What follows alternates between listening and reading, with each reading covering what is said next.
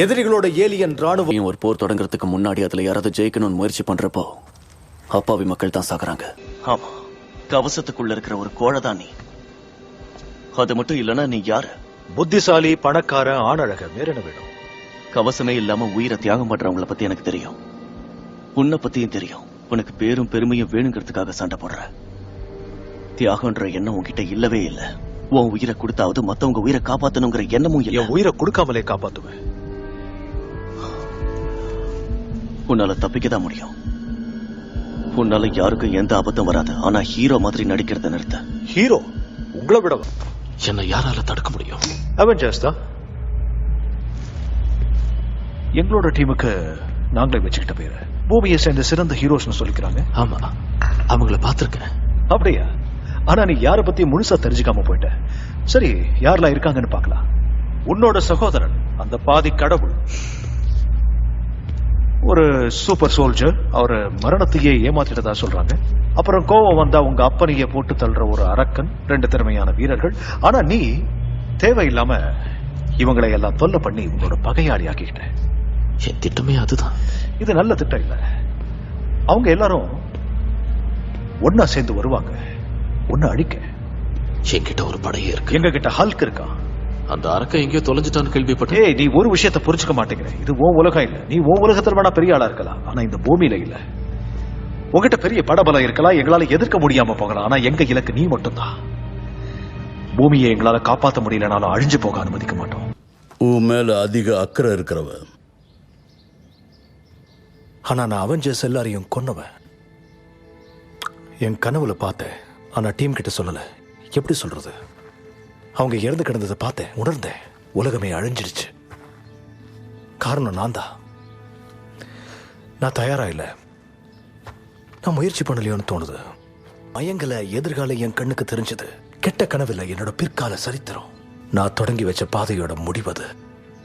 நீ ரொம்ப அற்புதமான கண்டுபிடிப்புகள் எல்லாம் உருவாக்கி இருக்கிற டோனி. ஆனா போர் அதுல ஒண்ணு இல்ல. என் ஃப்ரெண்ட்ஸ் ஆகிறத நான் பார்த்தேன். இது ரொம்ப மோசமான விஷயம் நீங்க நினைப்பீங்க, ஆனா இல்ல, அதை விட மோசமான விஷயம் இருக்கு. அதை விட மோசம், நீ மட்டும் உயிரோட இருப்ப. நாம வெறி பிடிச்ச விஞ்ஞானிகள், ஈவு இறக்கம் இல்லாத ராட்சசர்கள். அதை மாத்துவோம். நாம யாருன்னு காட்டுவோம்.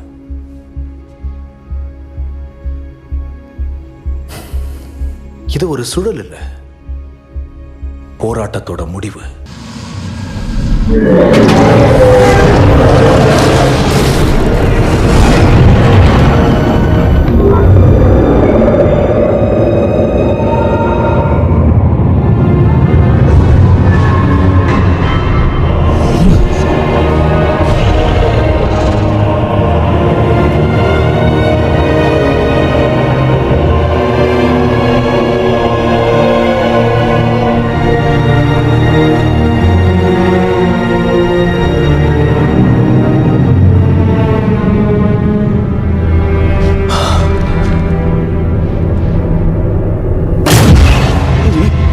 இருந்தா எங்களை காப்பாத்திருக்கலாம்.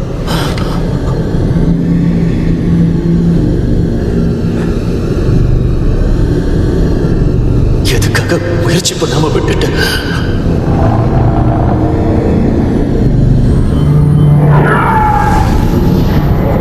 நீ என்னதான் பயமுறுத்தினாலும் அதுக்கெல்லாம் நான் அசரவா இல்ல. ஸ்டாக், என்ன உனக்கு தெரியுமா? நல்லா தெரியும். என்ன மாதிரி அறிவுங்கிற சாபத்துக்கு ஆளானவன் நீ. என்னோட ஒரே சாபம் நீதான்.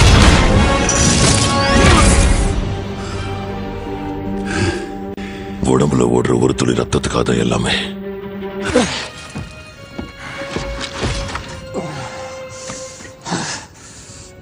நான் உன்னை மதிக்கிறேன் ஸ்டாக். என் வேலை முடியும் போது பாதி மனுஷ இனம் தான் உயிரோட இருக்கும்.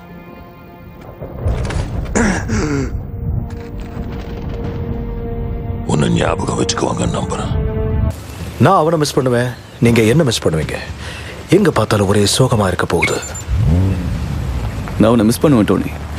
அப்படியா? இருந்தாலும் நான் புறப்படுற நேரம் வந்தாச்சு.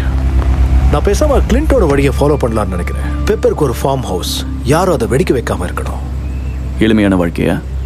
உங்களுக்கும் அது கிடைக்கும். எனக்கு தெரியல. அழகான வீடு, அன்பான குடும்பம், இதையெல்லாம் விரும்பின ஒருத்தன் 75 வருஷத்துக்கு முன்னாடி ஹைஸ்கூல்ல போயிட்டான். வெளியே புதுசா வேற ஒருத்தன் வந்திருக்கான். நல்லா தானே இருக்கீங்க? என் வீட்டில் இருக்கேன்.